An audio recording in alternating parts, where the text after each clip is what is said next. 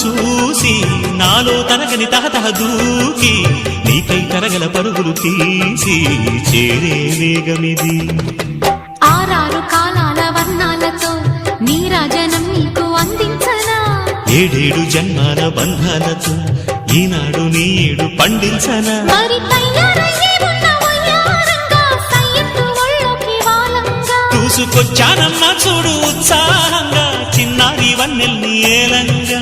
ప్రతిక్షణం పరవశం కలగగా